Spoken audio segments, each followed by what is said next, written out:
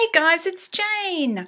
I'm here today to do a quick update about some of my plans for July.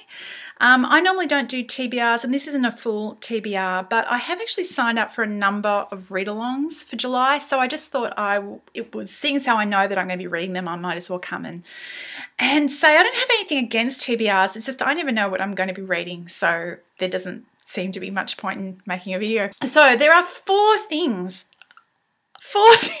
that I've signed up to read in July. The first is my In Real Life Book Club book. We're going to be reading Nation by Terry Pratchett, which is a non-Discworld Terry Pratchett book. It's a post-apocalyptic tale. I don't really know anything else about it, but that's what we're going to be reading, so I'm going to be reading that. The second one is a buddy read that I'm going to be doing with Gemma from Aussie Bookworm, and we have chosen the Fyrelit tragedy, which is the first in the Zarkora sequence by Nicholas and Alison Lochel.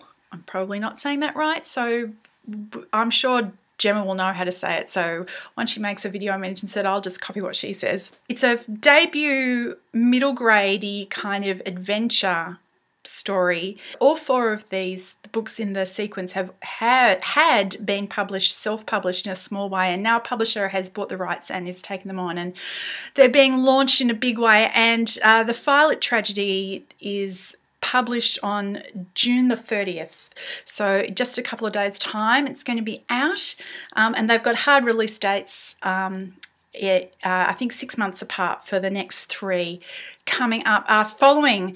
So it's interesting because I'm always interested to see what self-published works publishers are interested in picking up. It's a debut story. It's an Australian brother and sister writing team. So yeah, there's a whole bunch of stuff about that I think is interesting. So I'm looking forward to the Fyrelit tragedy.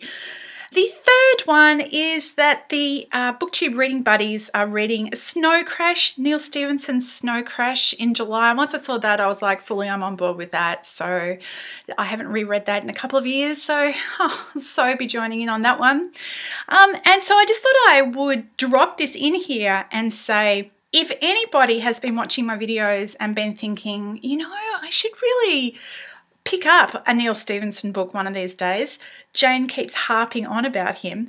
Snowcrash is one of the better ones to start with. I think it's shorter than a lot of his more recent books. And hey, there's a read-along in July, so maybe you want to join in too.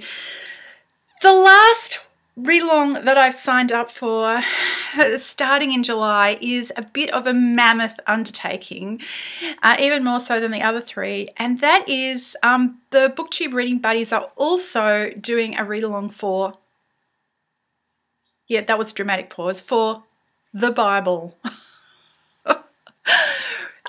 They're not planning on reading the whole thing in July because although feasible, that would be a bit of an ask.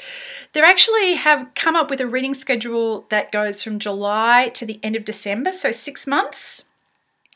They've broken the books up into 12 chunks, and so they've got 12 half-month chunks and a reading schedule for that. I have read the Bible from front to back before, but it's a few years since I've done that.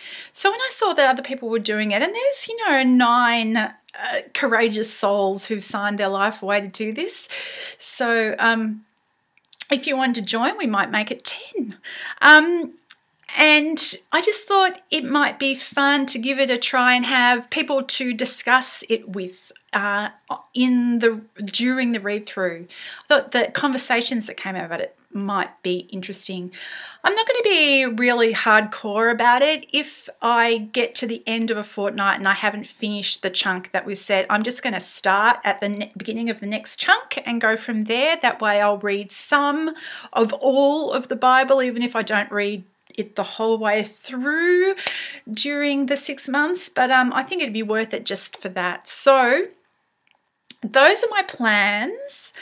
If you've signed up for a read-along or something like that in the next month, why don't you let me know? And feel free to join in on any of these ones. Anyway, that's it for me today. I hope you're well, and I'll talk to you later. Bye.